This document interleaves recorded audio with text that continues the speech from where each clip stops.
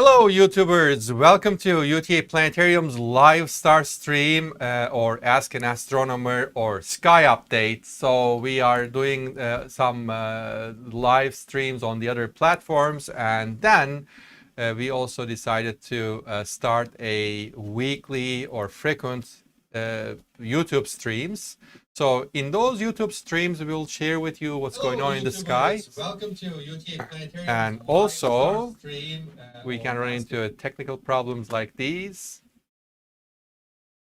For a moment, I started hearing myself, which is great. So from the YouTube, we'll share with you what's going on in the sky, what's going on in the news. And also, we would like to hear from you. We would like to you to ask questions about space, satellites, or pretty much anything related to astronomy. And here is our first sky update, which is going to be pretty much we will wrap up what's going on in the sky, because there are great things happening in the sky nowadays, because after sunset, and sunset is getting pretty early, as you noticed, because we just passed a special marker in astronomy called equinox. Equinox means equal night, and also it may also translate into like the equality of the length of the day and nighttime. And during equinox and after equinox, it is the start of fall, and in the fall the days are going to be relatively shorter than the length of evenings. So that means the sunset is getting earlier and earlier, and you get more opportunity to see what's going on in the sky. And there are, probably you noticed already, bright things in the night sky. So before we dive into this the sky objects, let me do a quick introduction. My name is Levent Gürdemir. I'm the director of UTA Planetarium, and here is in the studio, Jim Bader is with me. He's the program coordinator, and he is actually producing, creating a lot of content, and all the things in the background are going to be credited to Jim. So hi, Jim. Would you like to say hi? Yeah, sure. Hello. I guess to YouTube now. Hopefully these go well. It seems like we already got off to an exciting start. Absolutely. So, and why we started these live streams, it's obvious, right? So we had a different year last year. So our planetarium shows were all in person, and we had like great audience visiting our planetarium with giant dome screen. We were doing amazing things, but with the COVID started, we were not able to do that. Then we just moved all the shows and everything to the online platforms, which I think just allowed us to get more and more engagement with you, even especially for people who are far, far away. And currently, the Planetarium Theater is still closed to in-person visits. We are planning to reopen it back up, but just don't ask me when right now, because I don't know. But hopefully in a few weeks, I will get a definite answer for that. Also, we are getting some more people. Great. And to those who says hello, and I would like to say hi, hello to you too. All right, so what's going on in the sky? The sky gets more important after 7:30. Why? Because the sun goes down by that time, and probably around starting 8 o'clock, and to be on the safe side, says 8:30, because we have also twilight time. Then the twilight is the time that when the sun goes down, the sky is not exactly dark, or it is not switching from day to time in a moment. So there's a moment that the sunlight is still reaching to the surface of Earth, brightening the skies. So this is the time we call twilight. And after twilight, maybe around 8:30, you can start your own personal observation. And first direction you can take a look at is actually the west direction.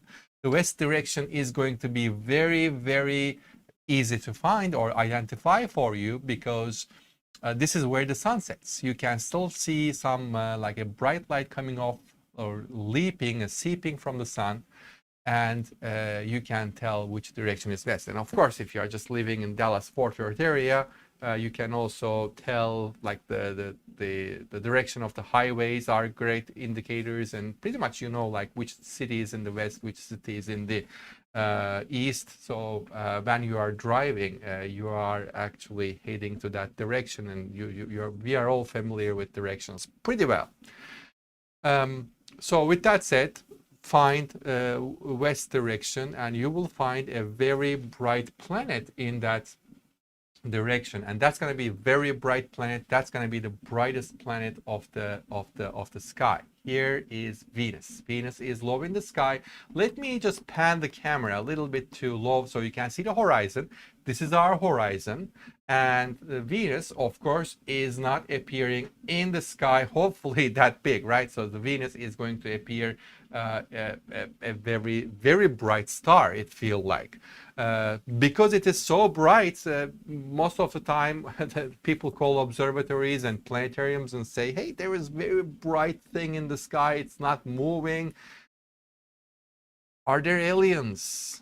Could that be an alien spacecraft just maybe looking us? No, it's not. It's Venus. It is surprisingly bright because it has very thick clouds. So let's take a look at Venus. Of course, you will never see it that big.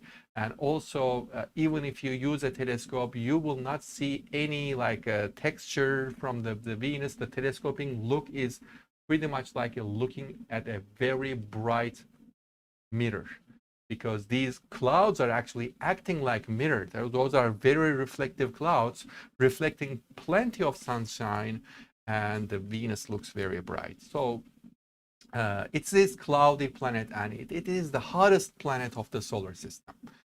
It is the hottest planet because if you just think about it, like why the Mercury is not the hottest planet. The Mercury is closer to the sun, should be just cooked by the sun more than Venus. That is true, that the distance, that the heat actually dissipates, or the intensity goes down with distance. But for the Venus case, the Mercury doesn't have any air around it. Venus does, and Venus have very thick air. These clouds are actually different than the clouds on Earth, and the air, all the conditions on Venus are different than on Earth. So we have like, you know, the air we breathe contains a lot of nitrogen and some oxygen, but Venus air contains a lot of carbon dioxide. So carbon dioxide is a poisonous gas. It's a poisonous chemical, plus it have also the property of trapping a lot of heat from the sun and keeping that heat. We call it greenhouse effect. You heard that term on Earth. We could use greenhouses. So greenhouse means we are not using carbon dioxide, guys, but at the greenhouses we are using some protective cover that doesn't let the heat go away. So for that reason, we can have like a very warm greenhouses in the winter time as soon as the sunlight exists. So Venus is doing the same thing. It's a gigantic greenhouse for the solar system. Venus is not the only thing. So I'll wait a little later and turn on the other direction, which is going to be east. So in the east direction, you will find two bright things in the sky. And those bright things are going to be the largest planets of our solar system. Let's start with this one. Let me show you the first the locations of it, and again I will need to pan the camera a little bit. So this is a little bit than the planetarium because it's just you know, I am limited to this screen. In the planetarium I can use the whole dome screen, which is a 360-degree gigantic screen, and I'm just contained in this small screen, which is not very comfortable, but I think it is doable still.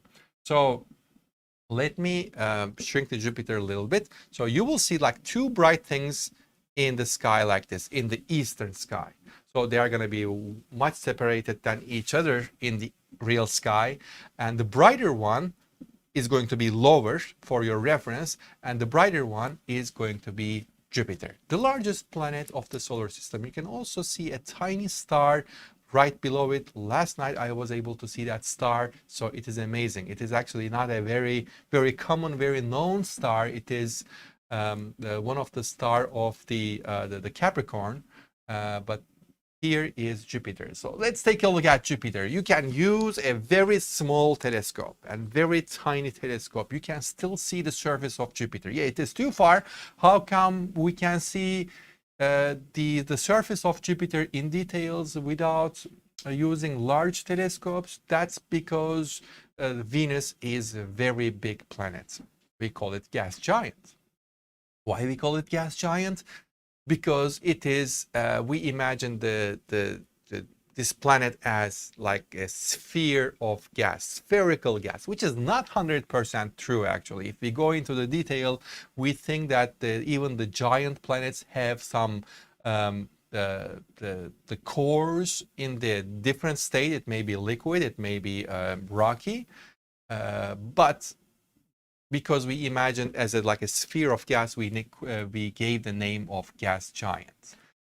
Jupiter is a stormy planet. There's a lot of storms on the surface of Jupiter. That's why it is featuring like brown stripes like these. So here is, it's a cool planet to look at it. If you have a small telescope, go ahead and find it and look at it. All right, so Jim, do you have anything to add to Jupiter? Because I don't. Jupiter is beautiful. It's exciting to look at, and it's super easy to see in the night sky. It's going to be really bright. So no telescopes, no binoculars. You don't need any fancy equipment. Just patience and a clear sky. Exactly. All right, so let's take a look at the second one. Are you ready? If you are ready, then the second one is Saturn. It is the second largest planet of the solar system. So this planet is my favorite object to look at.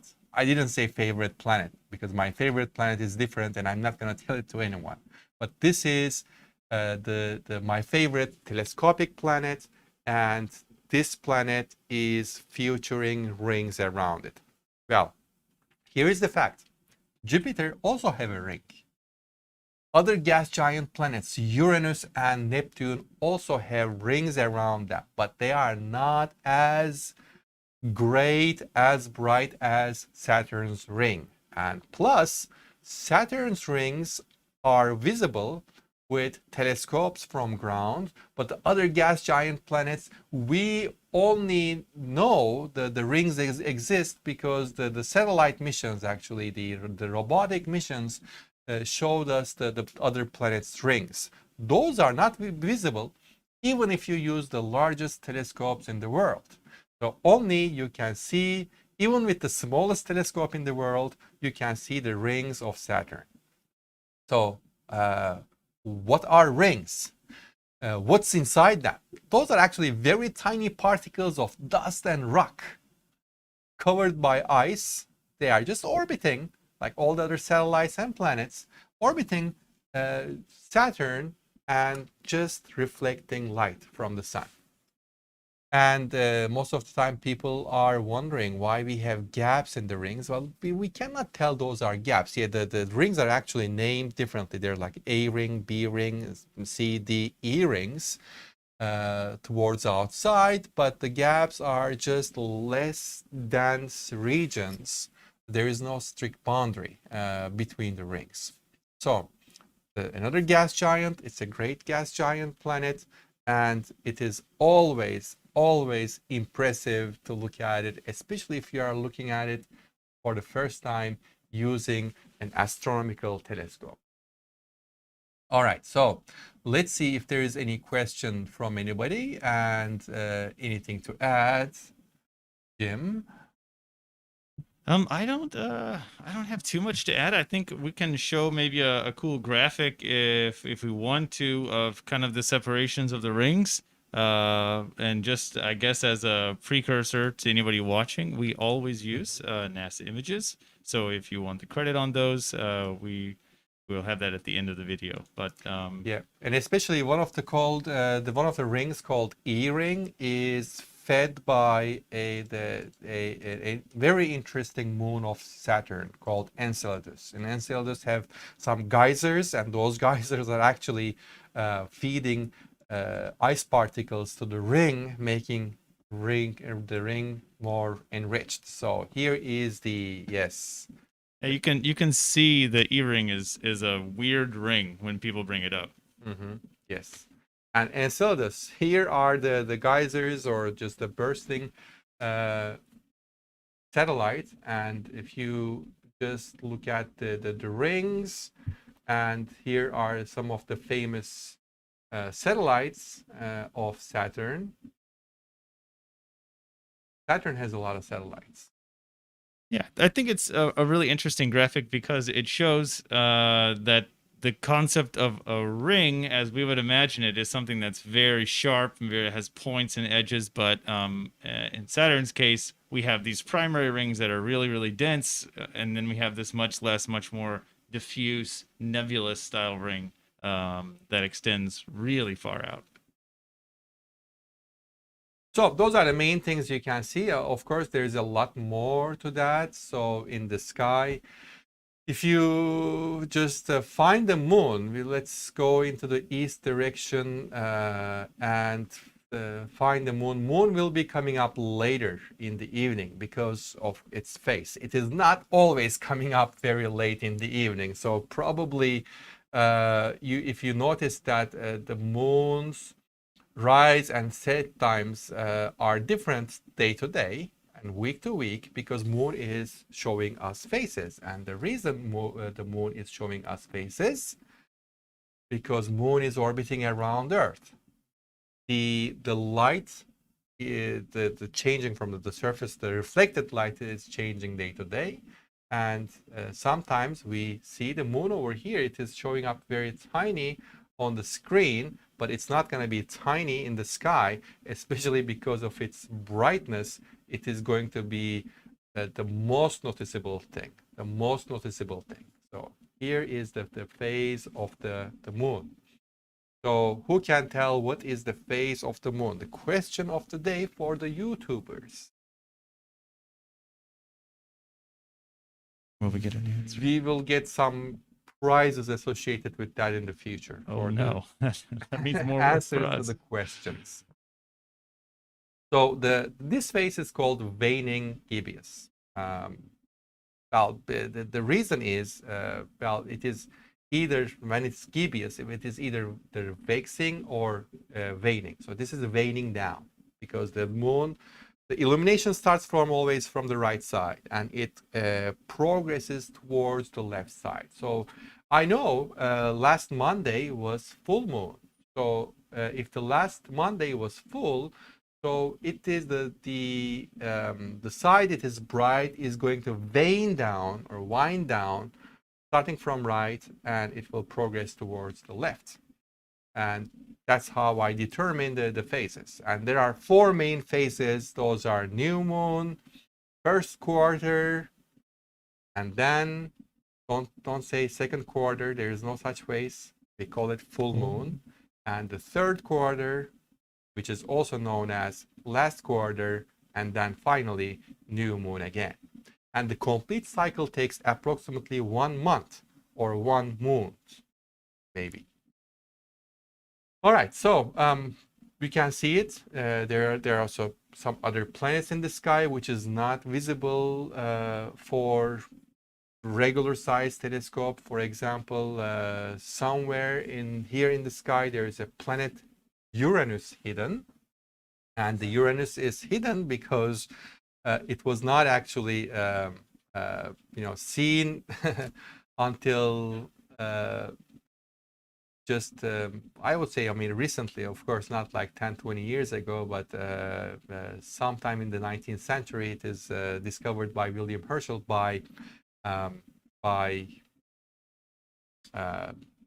not mistake, but coincidence. Not coincidence. He was searching for a new planet. And is that the place of or marker for the Uranus, Jim? Yes. If you look at it, you won't see anything. If you use a telescope, like a telescope, something like this, you won't see anything. Even if you use bigger one, still you will not see anything. But if you use maybe a large telescope, large astronomical telescope, which will be professional observatory telescope, you may be able to see something. And certainly William Herschel used a lot bigger telescope, a very giant telescope to discover this planet. So it was hidden from eyes, and because it's so dim, it makes it very difficult to discover, even if you use very large telescopes. So maybe on another stream we can talk about how it was discovered, why it is important, and what was actually the name of this planet before it was Uranus, because there's a very, very funny story behind it. All right, so let's see if there is any questions or anything that I can add. I can show you more things, especially we will in the future, I plan on doing some like a telescope training on YouTube, which you can actually get your own telescope and go outside and find objects. It is very easy. Something you can do on your own for fun. It is always amazing. And the last thing I would like to show, if you already have a telescope, Jim can help me finding a very, very nice astronomical object called Ring Nebula. Yes, there's an object called Ring Nebula. First, I find Summer Triangle for it, and in the Summer Triangle, there is a constellation called the Lyra the Harp, and there's a star inside the Lyra, the brightest star of Lyra. It is called Vega. So in that constellation, even if you just scan through with your telescope, you can probably find it. You cannot miss it. And that object it's a very dim object. You cannot see with unaided eye. That means just by looking at it, but you can use a telescope and see that object. It is pretty cool. So let's take a look at this object. All right, I need to find the best position. So are you ready? If you are ready, I'm going to show you how this looks. All right, so let's take a look. Yes, this is what your telescope reveals when you look at exactly inside the Lyra constellation. So you may be wondering what this is. Well, this type of object is called Planetary Nebula, but there is no planet in it. So there is no, actually the planets have nothing to do with it. It just because it looks like a planet's orbit, that's why it is named as Planetary Nebula. But how about the nebula part? Well, it is nothing different. Actually, it means dust in Latin language. So this object is actually a dead star. We are looking at a dead star in this picture. Well, what happened then? So the stars burning energy, burning some chemical elements, mainly known as hydrogen. And when the hydrogen is out, the star goes into a different stage, and eventually the energy source dies. The stars run out of energy. There is nothing much to burn in them, and they die. Different stars die differently. We can talk about it on a different day, but some stars, especially small stars, die this way. So what happened here is the star died, and the star pushed all the gas and dust outside of the star. So this gas and dust surrounding the dead body of the star, it's still hot and glowing. It's a glowing gas. And why it glows? Because it is still hot. And something in astrophysics, this is a trick in astrophysics, the colors tell me how hot the gas is. It's coming from the gas law. So the blue regions are hot, red regions are cold. So just by looking at simply a gas in the universe, you can determine its temperature. So this is why astronomy and astrophysics is cool, because I can just figure out a lot of things just by looking at things. I do have a question, Levin. This is supposed to be a planetary nebula. Mm-hmm. And we have now seen what a forming solar system, which is what they thought this was when they first discovered it, looks Mhm. like. Do you mind if I superimpose that image over that Yes, please. for the viewers? So Yeah, because it is cool. viewers, we have a planetary nebula, which is not, it doesn't have anything to do with the planet or solar system in particular, but we have seen solar systems forming, and we have taken pictures of them, and I think it's really enjoyable to just kind of overlap these so that people can see the differences between them, and it's quite striking. So this is an actual forming solar system. This is a circumstellar disk with some little maybe you want to, maybe we can am I allowed to call them planetesimals forming in there? And you can see the resemblance is actually pretty impressive. There is one big difference. This is cooling down. The other one is warming up.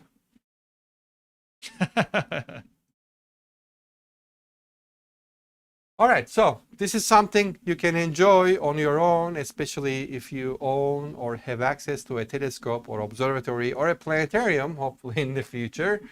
And we'll be here on Fridays. For now, it's Fridays. We may change it, or we may just pop in your screen if there is an important update. But you need to stay tuned, and the best way to stay tuned is you need to subscribe for our channel, and especially if you just ring the bell for notifications, so you will get to know when we are live. So, and please come and ask your questions too. Well, for this week, Jim and I would like to say goodbye and have a great weekend, and hope to see you next week